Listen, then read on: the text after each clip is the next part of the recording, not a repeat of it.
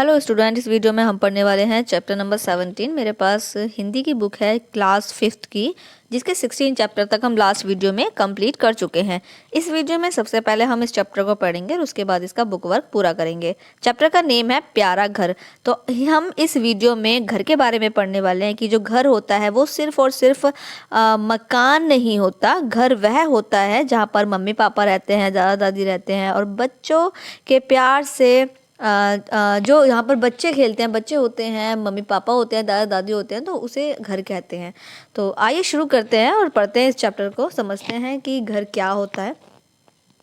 घर एक मंदिर होता है जहाँ एक अद्भुत प्यार पाकर प्रत्येक व्यक्ति अपने संसार के सारे दुख दर्द भूल जाता है। प्यार और स्नेह से भरे दादा दादी, प्रेम और त्याग तपस्या की मूर्ति माता पिता, स्नेहमयी दीदी और भैया तथा कदम कदम पर हमारा ध्यान रखने वाली चाचा चाची, सभी इस महासागर की शीतल लहरें हैं जो हर समय हमें भिगोए रखती हैं, हमें डुबोए रखती हैं। यानी कि इतने सारे लोग होते हैं और बाहर कितना भी दुख दर्द हो, हम कितने भी परेशान हो काम को लेकर, किसी चीज़ को भी लेकर, लेकिन जैसे ही हम परिवार के लोगों के बीच में आते हैं हम सारे दुख दर्द बिल्कुल भूल जाते हैं और एक खुशी का माहौल हमारे आसपास हो जाता है। उसके बाद हमारा घर मात्र एक मकान नहीं होता। मकान तो दफ्तर, धर्मशाला, स्कूल और सराय भी होते हैं, पर वे घर नहीं होते। वहाँ भी कमरे होते हैं और बाथरूम होता है, यानी स्नान गृह होते हैं, रसोई घर भी होता है, वहाँ भी लोग हैं और खाते पीते रहते सहते और सोते जागते हैं, पर फिर भी वे घर नहीं होते। क्योंकि घर बनता है घर के सभी सदस्यों के आपसी प्रेम और स्नेह से, जहाँ लोग एक दूसरे के लिए त्याग और क्षमा से भरे हुए नहीं हैं। जहाँ लोग माता पिता बच्चों के घर वापस लौटने में देर होते हुए व्याकुल नहीं हो उठते, तथा जहाँ सब एक दूसरे के खान पान और सोने जागने का ध्यान नहीं रखते, वह मकान हो सकता है पर घर नहीं। किसी मकान को एक सुंदर घर का रूप देने के लिए उसमें एक परिवार का होना जरूरी है और फिर उस परिवार को सुंदर बनाने के लिए आवश्यक है घर के सभी लोगों के बीच लगाव और प्रेम, परस्पर एक दूसरे के लिए चिंता तथा अपनेपन और जिम्मेदारी की भावना। घर के सभी सदस्यों को अपना कर्तव्य भली भांति निभाना चाहिए। यानी जो घर के सभी सदस्य हैं उनको अपना अपना काम भली भांति करना चाहिए, अच्छे रूप से करना चाहिए। घर में माता पिता बड़े हैं, दादा दादी उनसे भी बड़े हैं, उनके प्रति सम्मान और शिष्टाचार होना ही चाहिए। वे घर के प्रति अपनी जिम्मेदारियां निभाते हैं, घर चलाने के लिए दिन रात काम करते हैं, पर क्या छोटे बच्चे घर के कामों में कुछ भी सहयोग नहीं दे सकते? क्या वे ऐसे छोटे छोटे काम नहीं निपटा सकते जिन्हें निपटाने में घर के बड़ों का समय खर्च होता है, अथवा वे उनकी अपेक्षा जल्दी निपटा सकते हैं? उदाहरण के लिए, यदि फोन की घंटी बजती है और हम देखते हैं कि हमारी माँ रसोई घर में व्यस्त है तथा पिताजी कुछ जरूरी काम से उलझे हैं, तो हम दौड़कर फोन उठा सकते हैं। फोन करने वाले से विनम्रता पूर्वक कुछ देर ठहरने के लिए कह सकते हैं, यानी रुकने के लिए कह सकते हैं, और तब अपने माता पिता को बता सकते हैं कि उनका फोन है। एक घर को सुंदर और प्रशंसनीय स्वयं ही बनाया जा सकता है, नौकर चाकरों से नहीं। घर में नौकर अथवा नौकरानी एक विवशता है। जहाँ तक हो सके नौकर अथवा नौकरानी घर में नहीं होने चाहिए, क्योंकि घर की व्यवस्था, स्नान गृह अथवा शौचालय को सफाई, रसोई घर की स्वच्छता, बैठक और ड्राइंग रूम की उचित सजावट और सफाई हमें अपने आप करनी चाहिए। यो भी ऐसी सेवाएं लेने लंगड़े लूलों और अंधे, अगले पेज पर आ जाइए, अंधे अपाहिजों के लिए हो आवश्यक है। स्वस्थ सक्षम मनुष्य को किसी दूसरे मनुष्य से ऐसी सेवाएं लेना शोभा नहीं देता। कभी कभी तो हम ऐसे नौकर नौकरानियां से काम लेते हैं जो बहुत छोटे और दुर्बल हैं, जबकि हम सहज ही स्वयं उस काम को कर सकते हैं। हमें अपने कर्म स्वयं करने चाहिए। हम जिस गिलास में पानी या दूध पीते हैं उसे वहां पटक कर चल देते हैं और मान लेते हैं कि उसे ठीक जगह पर रखना अथवा धोना किसी दूसरे की जिम्मेदारी है। हम जिसे प्लेट में नाश्ता करते हैं, जिन बर्तनों का प्रयोग करते हैं, यानी जिन बर्तनों का हम यूज़ करते हैं, उन्हें चाहे तो उसे उसी समय धोकर उसी स्थान पर रख सकते हैं जहाँ से उठाया है, पर हम ऐसा नहीं करते।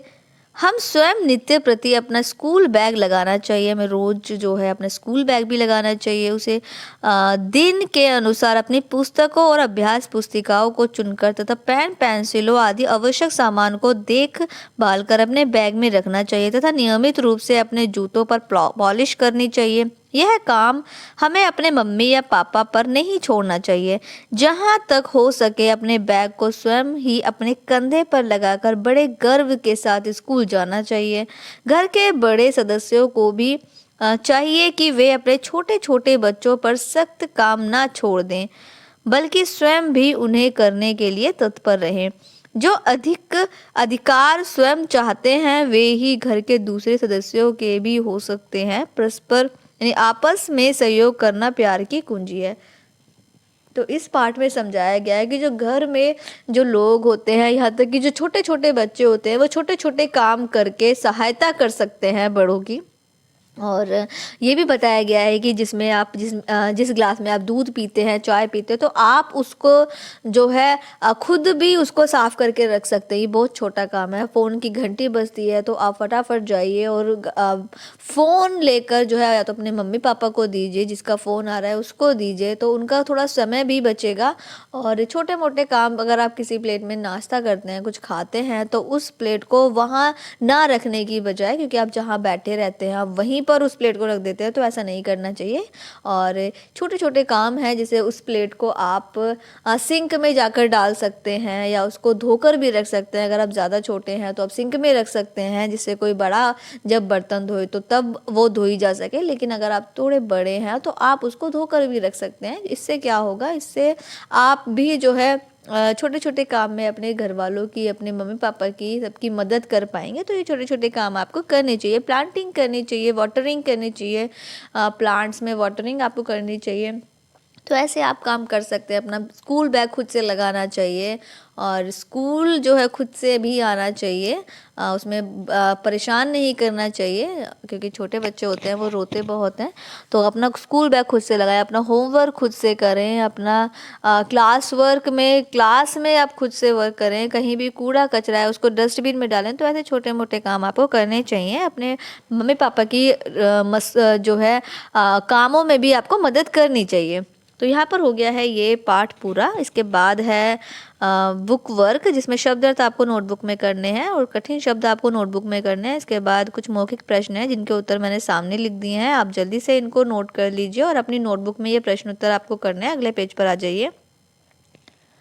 इसमें आपको सही विकल्प करने हैं। सही विकल्प पर टिक कर लीजिए, खाली स्थान पर नंबर डाल लीजिए और जल्दी से फिल कर लीजिए। उसके बाद राइट और रॉन्ग है मैंने फिल कर दिया है। इसके बाद है प्रश्नों के उत्तर, जिनको हम अभी लास्ट में करेंगे। ये प्रश्न उत्तर आपको अपनी नोटबुक में भी करने हैं, पर इनके उत्तर हम लास्ट में करेंगे। व्याकरण यहाँ पर दी हुई है, व्याकरण का आप जल्दी जल्दी से फिल कर लीजिए, जिसमें फर्स्ट वाले में 2 पर्यायवाची शब्द लिखने हैं। उसके बाद 2 वाले में वाक्य बनाने हैं और 3 वाले में क्या करना है, 3 वाले में उदाहरण अनुसार उनको जोड़ें और बनाएं। ओके, तो चाचा चाची, पापा मम्मी, मामा मामी, तो ये पेयर्स में आपको बनाने हैं। उसके बाद देखिए यहाँ पर दिए हुए हैं प्रश्नों के उत्तर, मैंने यहाँ पर नोट कर दिए हैं। प्रश्न उत्तर आप जो है स्क्रीन पर देख सकते हैं। प्रश्न उत्तर आप यहाँ से कंप्लीट कर लीजिए। यहाँ पर ये चैप्टर हो गया है पूरा और आने वाली नेक्स्ट वीडियो में हम इस बुक का लास्ट चैप्टर पढ़ेंगे, जिसका नेम है आत्मरक्षा। 18 चैप्टर है और ये बुक का लास्ट चैप्टर होगा। और भी आपको सभी लेसन्स मिल जाएंगे। डिस्क्रिप्शन बॉक्स में लिंक चेक कर लीजिएगा और प्लेलिस्ट में दूसरी बुक्स के भी सोल्यूशन मिल जाएंगे, तो वो भी आप चेक कर लीजिएगा। प्लेलिस्ट चेक करना मत भूलिएगा। दूसरी क्लासेस की भी वीडियोस हैं, दूसरी क्लासेस के भी सब्जेक्ट्स के सोल्यूशंस हैं, तो आप प्लेलिस्ट जरूर चेक कीजिएगा।